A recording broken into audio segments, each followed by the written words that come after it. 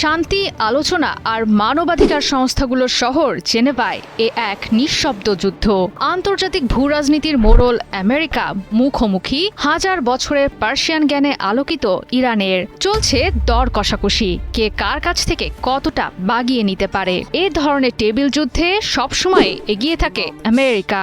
প্রতিপক্ষকে বুড়ো আঙ্গুল দেখিয়ে নিজেরটা বুঝে নেয় 16 আনা। কিন্তু এ যে ইরান, ইসলামী বিপ্লবের দেশটির ঘাড়েও আলোচনার আগেই আমেরিকা চাপিয়ে দিয়েছিল আগ্রাসনের খাড়া। কিন্তু আয়াতুল্লাহ খামেনি আর তার গোটা রাষ্ট্রযন্ত্র যেন অন্য ধাতুতে করা। আমেরিকা সুবিধা করতে পারছে না কিছুতেই। অন্যদিকে রহস্যের ধূম্রজালে বাজিমাত করছে ইরান। মিসাইল কর্মসূচি তো নয়, পারমাণু কর্মসূচি নিয়েও তেহরান পিছু হটতে রাজি নয়। ইরানের দাবি, তাদের পারমাণবিক প্রকল্পগুলো বিদ্যুৎ উৎপাদন ও বৈদ্যুতিক গবেষণার মতো শান্তিপূর্ণ কাজে ব্যবহৃত হয়। আলোচনার মাধ্যমে ইরানের পারমাণবিক ক্ষমতা সীমিত করার কোনো প্রয়োজনই নেই।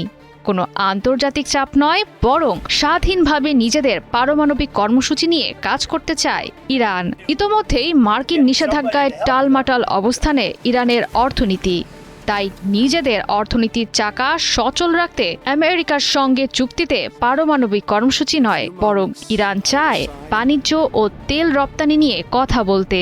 আলোচনার টেবিলে কূটনৈতিক মর্যাদা আদায় করতে চায় ইরান। নিজেদের অবস্থান স্পষ্টভাবে জানিয়ে দিয়েছে দেশটি।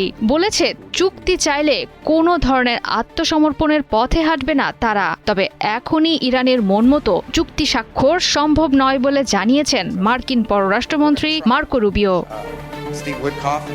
ওমানের মধ্যস্থতায় আলোচনার টেবিলে হওয়া কথার কিছু অংশ প্রকাশ করেছেন ইরানের পররাষ্ট্রমন্ত্রী আব্বাস আরাকচি। জানান, এখনো হয়নি কোনো চূড়ান্ত চুক্তি, তবে উভয় পক্ষের মধ্যে হয়েছে প্রাথমিক আলোচনার রূপরেখা। তৈরি হয়েছে দুদেশের মধ্যে মৌলিক সমঝোতার ভিত্তি। তবে এখনো বাকি অনেক কাজ। প্রতিপক্ষ আমেরিকাও জানিয়েছে, আগের তুলনায় অনেকটাই এগিয়েছে আলোচনা। উভয় পক্ষের বক্তব্যের সঙ্গে সুর মিলিয়েছেন মধ্যস্থতাকারী দেশ ওমানের পররাষ্ট্রমন্ত্রী বদর আল বুসাইদি।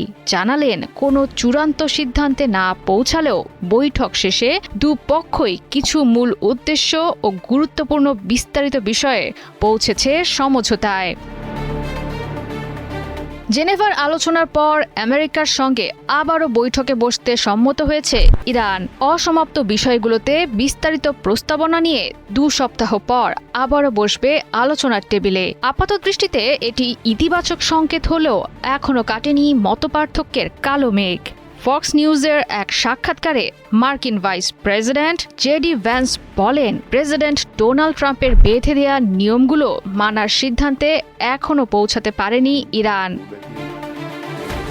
জয়া সরকার, ৭১।